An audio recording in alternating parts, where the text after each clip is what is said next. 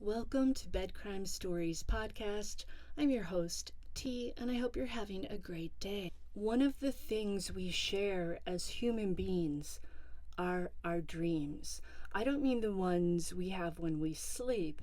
I'm referring to the ones we carry in our hearts. Many people either don't have the wherewithal or the life circumstances to pursue their dreams. 16-year-old Kiely Rodni lived with a dreamer, with a man who likely helped to instill her love of music.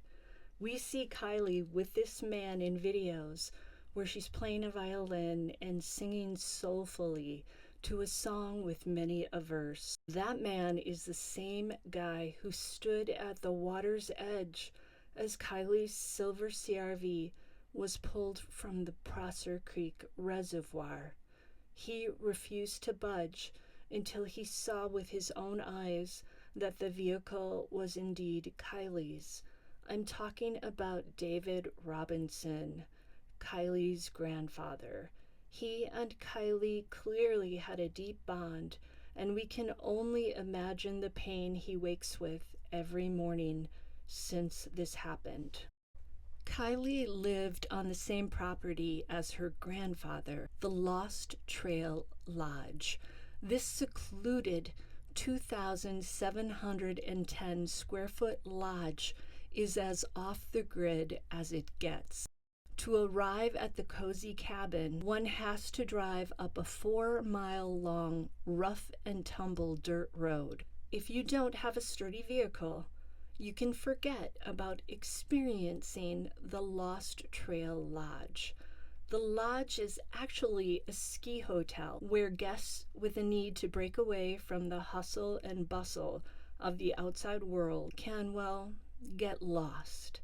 Kiely, her mother, her stepfather, and her grandparents all call the Lost Trail Lodge home. Now, this place is special because it was conceived of and built by Kiely's grandfather, David.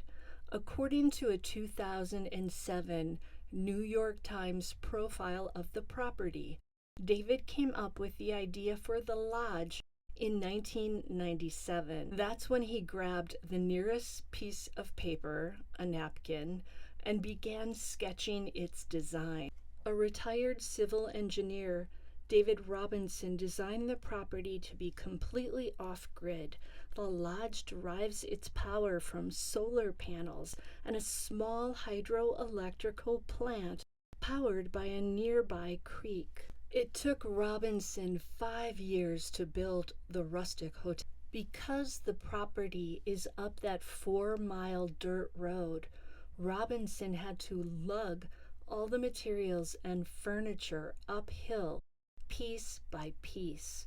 Among the items he carried up there were 4 hot tubs, 21 beds, a 6-burner cast iron stove, and 3 refrigerators. And back in 2007, when the New York Times ran the profile, there was no landline and no internet. Robinson's dream resulted in a beautiful rustic lodge.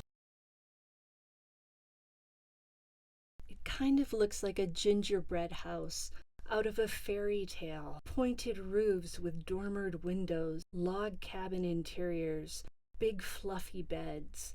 It's the kind of place you'd want to be during a snowstorm, where you could sip a hot cocoa or a rum toddy and watch the flakes swirl outside. Prior to Kiely going missing, the family listed their beloved property with realtor Jim Wiggins of Corcoran Global on July 11th.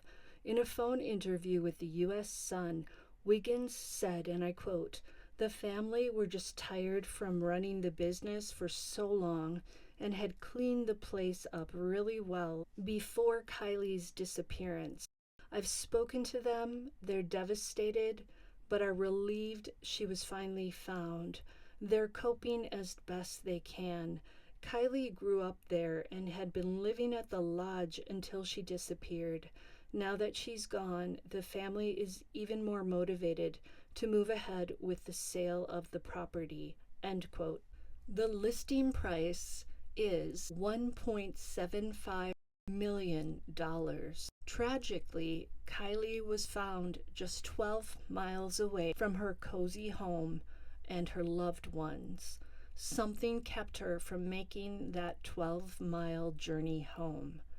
Time will hopefully tell why and heal the wounds. For now, the family has temporarily closed the lodge. A note on the Lost Trail Lodge's website reads, Kiely Rodni is our daughter. She was found deceased on August 21st. We are temporarily closed. End quote. The page also mentions a gathering for Kiely that will be taking place on September 10th at the amphitheater at Truckee Regional Park from 1 to 5 p.m. There will be local music and a ceremony celebrating Kiely. Let's send our love and prayers to Kiely's family and friends. Until the next time on Bed Crime Stories. Now do me a favor, smash that like button, leave me a comment, subscribe if you're not yet subscribed, and if you want to support the channel, there's even merch you can buy. Check it out.